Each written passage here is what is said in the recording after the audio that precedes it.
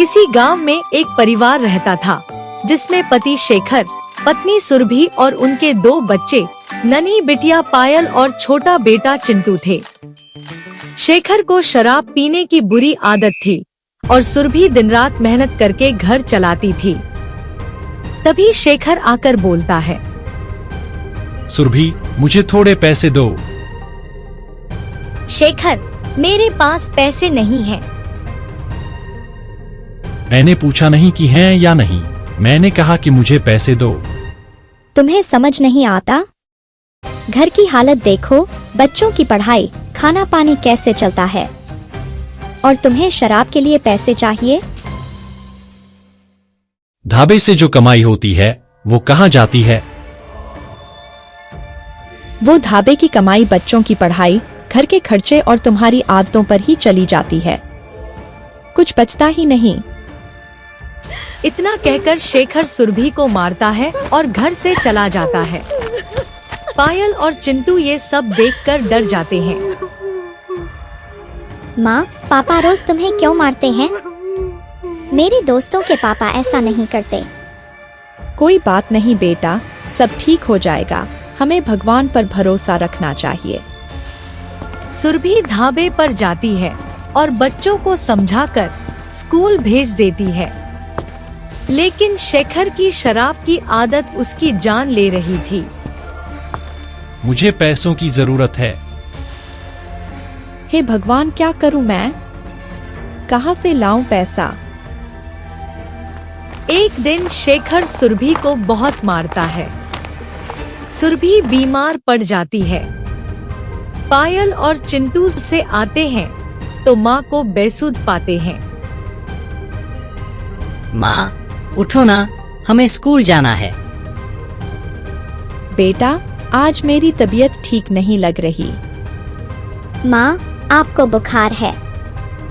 क्या मैं डॉक्टर काका को बुलाऊं? नहीं बेटा, तुम दोनों स्कूल जाओ, मैं ठीक हो जाऊंगी।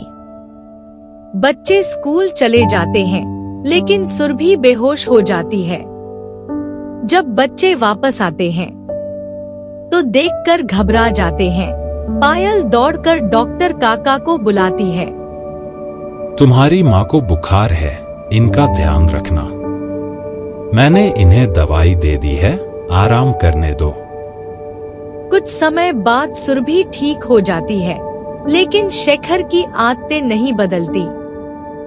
एक दिन तो उसने सारी हद पार कर दी। शेखर दूसरी औरत को घर ले आता है।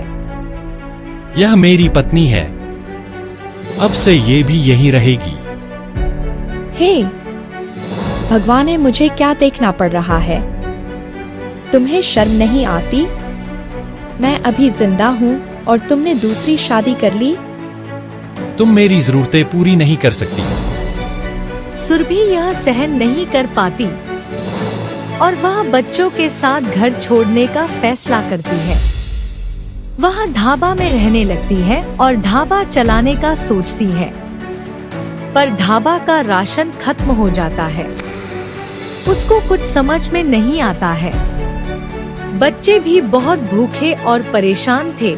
तभी एक परी आती है। बच्चों, परेशान मत हो, मैं हूँ ना तुम्हारे साथ। मैं तुम्हारी मदद करूँगी। ये लो राशन और एक जादुई मसाला। अरे, आप तो वही परी हो ना जो हमारी किताबों में है।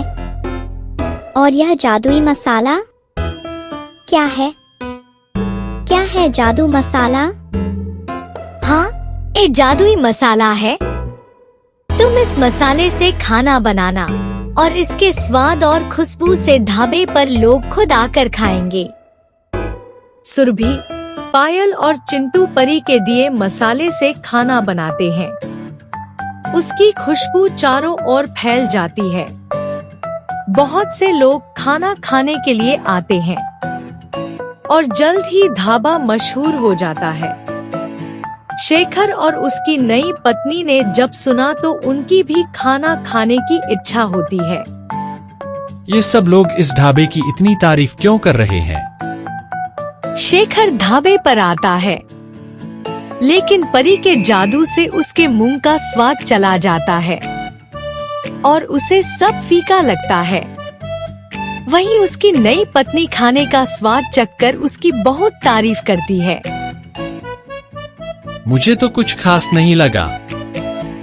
शेखर जब घर आता है लेकिन उसे कोई भी खाना अच्छा नहीं लगता। आखिरकार वह समझ जाता है कि उसकी जिंदगी में जो सबसे स्वादिष्ट था वह उसकी पत्नी और बच्चे थे जिन्हें उसने छोड़ दिया था। शेखर अपनी पत्नी के पास आता है और रोते हुए बोलता है, मुझे माफ कर दो सुरभि, मैंने तुम पर बहुत जुल्म किया। तुम्हारे और बच्चों के बिना मेरी जिंदगी अधूरी है। तुमने बहुत दर्द दिया है शेखर, लेकिन अगर तुम सच में बदलना चाहते हो तो हमें फिर से एक परिवार बनने का मौका मिल सकता है। शेखर ने शराब पीना छोड़ दिया और ढाबे में काम करने लगा। परिवार एक बार फिर से एक साथ आ गया और ढाबा पूरे इलाके में मशहूर हो गया। अब पायल और चिंटू खुशी खुशी स्कूल जाते थे और सुरभि और शेखर ने मिलकर अपनी जिंदगी को फिर से संवार लिया। सुरभि और बच्चों ने परी को बहुत बहुत धन्यवाद बोला और इस तरह शेखर ने अपनी गलतियों से सीखकर एक बेहतर इंसान बनने का निर्णय लिया और उनका परिवार फिर से खुशहाल हो गया।